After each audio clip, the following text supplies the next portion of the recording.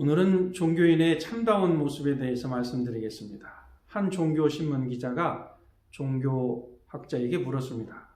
한국에서 유달리 신흥 종교가 많은 이유가 무엇인가?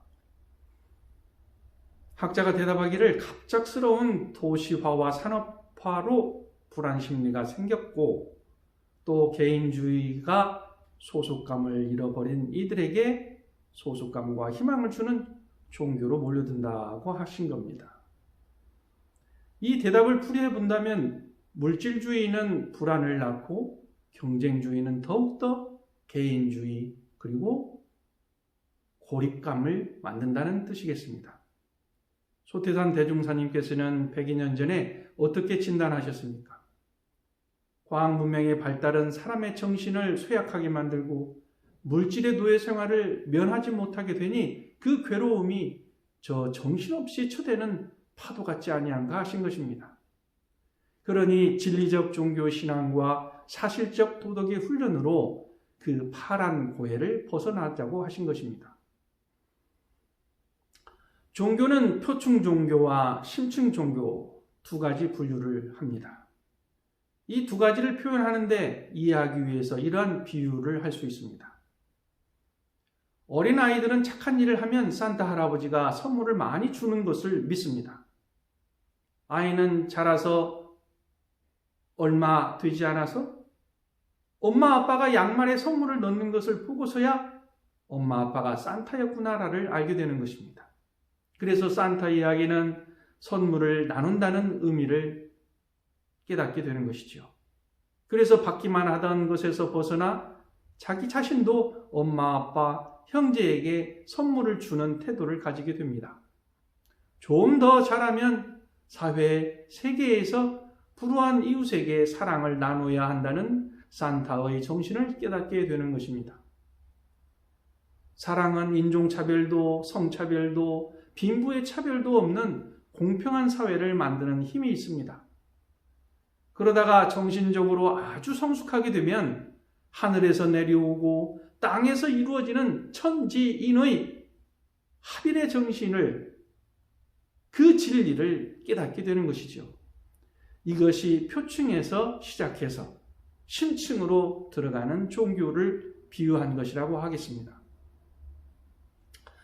대산종사께서는 등쌍불이 부처인 줄만 아는 사람은 초등학생 수준이고 서가모니 부처가 부처인 줄만 알면 중학생 수준이고 나도 깨치고 너도 깨치면 다 부처임을 아는 것은 고등학생 수준이고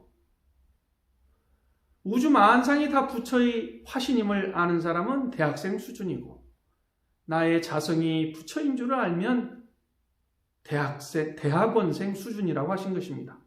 그래서 우리가 공부할 때 밖에서만 구하지 말고 자기를 업신여기거나 포기하지도 말고 자성부를 깨치는 데에 적공하자 하신 것입니다. 이 자성부를 이해하기 위해 저의 경험 하나를 이야기해 보겠습니다. 제주도에서 거울궁전이라는 곳에 들어간 적이 있습니다. 입구에서 왼쪽 손을 왼쪽 거울에 떼지 말고 앞으로 나아가세요 하는 것이었습니다. 저는 그렇게 나아가고 있는데 저의 오른쪽 손을 잡은 사람은 자꾸만 저에게 이 길이 아닌 것 같아요. 저 길인 것 같아요. 라고 하는 것이었습니다. 저는 그때서야 주의사항을 준 이유를 확실하게 알게 되었습니다. 그렇지 않았으면 사방팔방으로 비춰지는 내 모습이 어떤 것이 진짜인지를 알지 못하고 길을 헤매고 말았을 것입니다.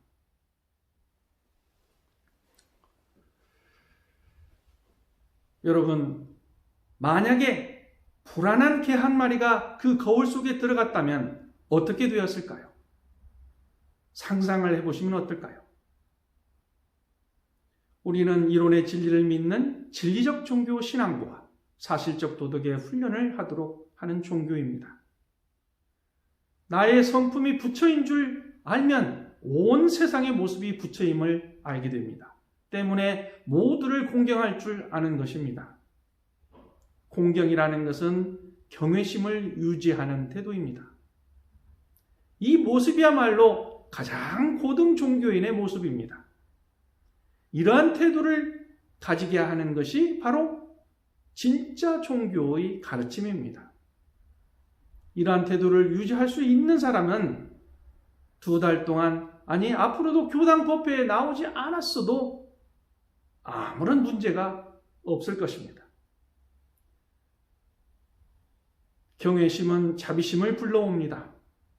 자비심은 친절하고 상냥하고 밝고 인자하고 배려하고 아픔과 즐거움을 함께합니다. 인종과 국가를 차별하지 않고 혐오를 가지지 않습니다. 공평하고 공정한 사회를 이루는 데 헌신할 수 있습니다. 다시 정리해서 말씀드리자면 진짜 종교인은 세상을 경전으로 비추어 보고 또 세상을 나의 거울로 경전으로 삼습니다. 또한 세상에서 대소유무의 이치와 인간의 시비이해를 발견하는 생생한 경전을 발견하는 것입니다. 지금은 더욱더 부정적인 마음을 긍정적인 마음으로 바꾸어야 할 때입니다. 지금은 더욱더 이웃에게 경외심을 가져야 할 때입니다. 지금은 더욱더 자비심으로 세상을 바꿔 나아가야 할 때입니다. 감사합니다.